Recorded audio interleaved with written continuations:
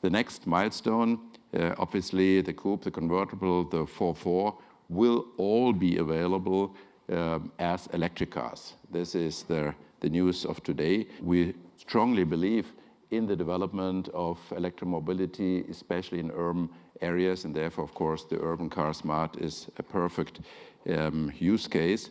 The vehicles will be powered by a modified version of the Renault motor, which is in the Renault Zoe. The motor production will be therefore at Cléon plant in France. The batteries for all models will continue to be produced by Daimler's Deutsche Automotive in Kamenz. The market introduction will be in about a year from now.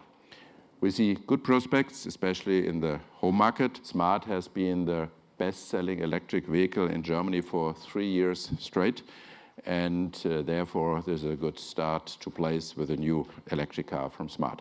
With that, back to you, Carlos. Thank you, Dieter. The new Smart EVs are an excellent example about how the combination of expertise at Daimler and the Alliance is benefiting both companies. Renault-Nissan is already, as you know, the world leader with more than 265,000 EV on the road. We sell half of all the electric vehicles globally. Adding Daimler's volume to our EV motor production will increase, obviously, our economies of scale, which benefits the customer of both our EV brands.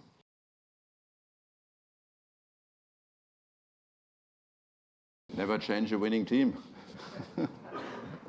No change, but much smoother relationship, much quicker, much more fluid, and I think everybody is finding his role into this process.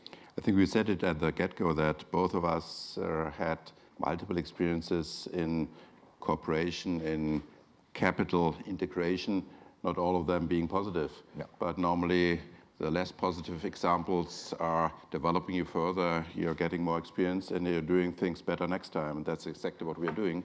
Everything's going so well, why should we change anything? Exactly.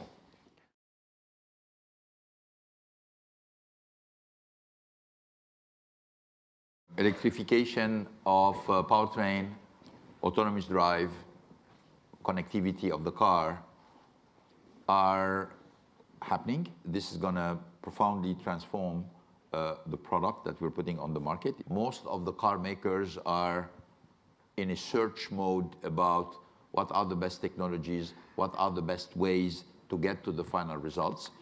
And it's obvious that it will have an impact about those who will find this way and make sure that this way will ultimately be the best way.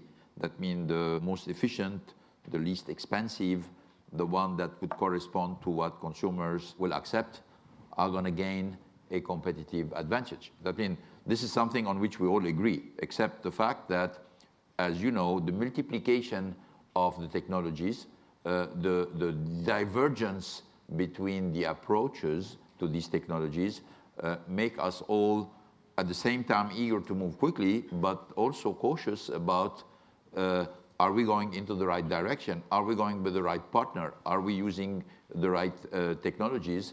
So we obviously want to move quickly, but we just want to make sure we're moving quickly on the right road.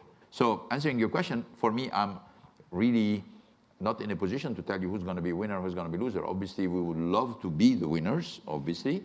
But I can tell you that it's going to take some time before you guys can see who is winning and who is losing in this game.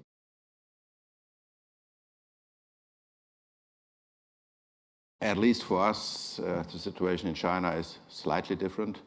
We had 40% growth in July and 50% growth in August, which is not really causing us to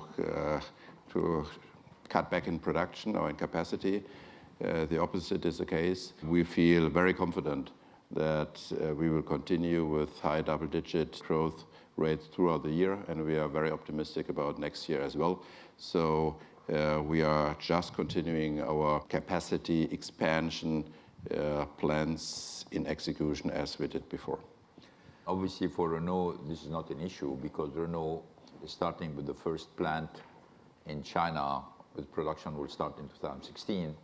So we don't see what's going to be the level of growth of the Chinese market. We're looking at the 20 million car market open in front of us. So China is only opportunity, no matter what the growth rate will be. That's for Renault. For Nissan, there will be no scaling back of production, but obviously any additional capacity will have to be weighed carefully in function of the final stabilized growth rate that we'll be seeing in China. For the moment, I think there is a kind of overshoot on the Chinese market. That means people are probably too worried about what's going on. It looks like, China or not going to grow again or something like this, which obviously is not realistic. Even with a 5% growth in China, which would be very reduced compared to what we have seen in the past, still adding 1 million additional car every year. So there is room to fully occupy our existing capacity.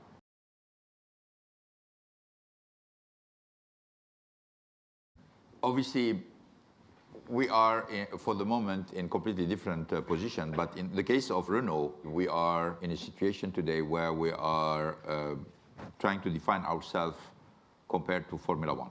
We said very clearly, we as a provider and supplier of engine to teams, as contribution to Formula One, it's over. We will not continue to do that. We'll honor our contract. So then there are two options, moving out or moving in. Moving in means that we will have our own team under the Renault name and run with our own engine and our own technologies, eventually selling engines to other teams, or we move out, which means we just exit, we honor our contracts, and we exit the Formula One. This position is, for the moment, being debated and analyzed and negotiated one or the other, because obviously there are different partners involved into a decision like this. Will be done soon. It will be done on a strategic base for the long term of the company. And obviously this is also feeding this discussion. There are also some open discussion with Dieter. I mean, this is not a subject that we put, on the side. I talk openly with him about Formula One, recognizing that this is a competition and will continue to be a competition. But if there are some area of cooperation which doesn't change the nature of the competition, why not? So it's a very open subject between ourselves. We have started out in a similar position as Renault is in right now as a supplier of engines. We then took a share in the team we were supplying engines to, but we're not in the driver's seat. And we basically came to the same conclusion as Carlos just described for Renault, that this is not a good position to be in. And that's why we, between these two alternatives, took the alternative to get in. That's where we are. We're pretty happy there. And we would very much like to see Renault getting entirely in as well. But of course, that's their decision. But if we can help on that way in any form, we are happy and love to do so. So in a certain way, Dieter is telling you he's bored to win all the time. Okay, so he wants some excitement, okay?